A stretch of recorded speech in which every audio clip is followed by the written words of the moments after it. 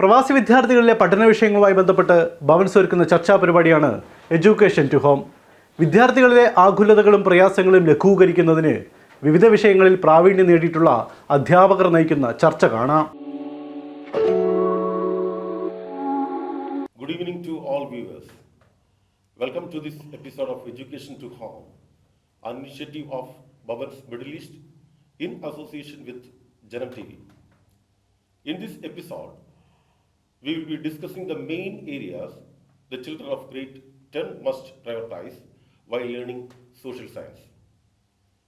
Today we will be explaining about the two sections of this social science, geography and economics. I am Binoy Matthew, Vice Principal of Bhavans IES Kuwait. I am Meenakshi Nair, Vice Principal IES Kuwait. And I am Hajira Banu, Head of the Department Social Science. Social science is a very important and compulsory subject that must be learned by all children up to the secondary level of education. It is an interesting subject that makes us very responsible citizens and it also helps us to solve the practical problems in our day-to-day life. There are a lot of job opportunities for the humanities students. Ms. Hajira, can you explain about which are the books the children they have to learn for social science and what is the weighting for each subject they have? Social science is divided into 4 sections: history, civics, economics and geography. And each section carries 20 marks. So total we have 80 marks paper in social science. What about the pattern of question which the children they have to prepare for? What type of the question and what is the weighting of each type of question? Social science question paper is divided into 6 sections: A, B, C, D, E and F. Section A carries 20 marks which are MCQ type. Section B, it is very short answer type question which is 2 marks each. Section C, short answer type question carries 3 marks. Section D is long answer question where the marks are 5. Section E, questions are from 34 to 36 which are case based questions and carries 4 marks each. Section F is map skill based questions. 2 marks are coming from history chapter and 3 marks are coming from geography chapter. So altogether we have 80 marks question paper. There is no overall choice in the question paper. However, an internal choice has been provided in few questions. Only one of the choices in such questions have to be attempted. In addition to this, separate instructions are given in each section and question wherever necessary. Ms. Meenakshi, you have lots of experience in geography because your main subject specialized is geography. What are the things the children they have to prepare for geography? Geography is a very interesting subject and scoring too. Geography in grade 10 has 7 chapters.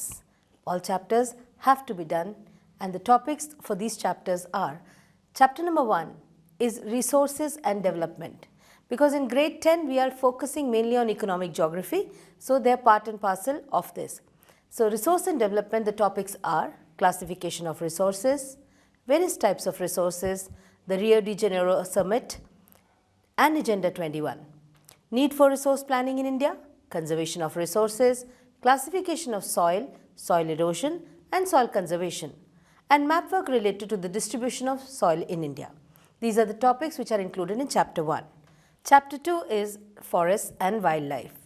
The different categories of existing plants and animal species is the first topic in it.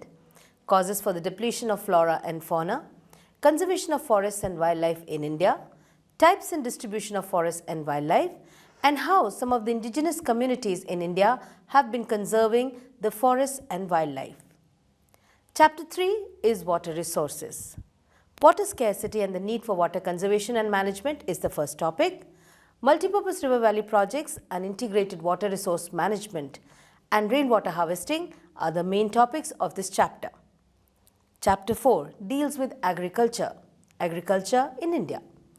Types of farming, which includes primitive subsistence, intensive subsistence and commercial farming, the cropping pattern, major crops, various types of farming and various farming methods. After that, all non-food crops and food crops, the conditions required and the states specializing in these crops, they are the main topics. The next chapter is minerals and energy resources. In minerals and energy resources, the topics which are included are mode of occurrence of minerals, why are all these minerals found, ferrous minerals, non-ferrous minerals, non-metallic minerals and rock minerals. In detail, the distribution of these minerals will be asked. The last topic of this chapter is conservation of minerals. After that, chapter number 6 is manufacturing industries. This chapter, the topics included are the importance of manufacturing, industrial location, which excludes industry and market linkage, agro-based industries excluding cotton textiles, jute textiles and sugar industry, mineral-based industries excluding iron and steel and cement industry. Last topics are industrial pollution and environmental degradation, control of environmental degradation. The last chapter is lifelines of national economy, major modes of transportation and communication is the first topic, international trade and tourism as trade. These are the main topics for the geography theory part. Apart from that, all the map points which are given in the map list prescribed by the CBSE will be asked for geography, 3 marks. Thank you, Ms. Hajara and Ms. Meenakshi.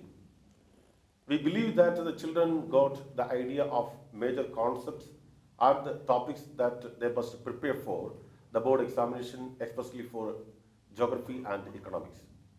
We will explain later about history and civics, which they have to prepare for, where they have to focus on the weighting of each and every portion later. Thank you. Kuwait ജനത്തിന്റെ ഈ അധ്യായം ഇവിടെ പൂർണ്ണമാകുന്നു. ഏറ്റവും പുതിയ വാർത്തകളും വിശേഷങ്ങളുമായി അടുത്തയാഴ്ച വീണ്ടും കാണാം. നന്ദി, നമസ്കാരം.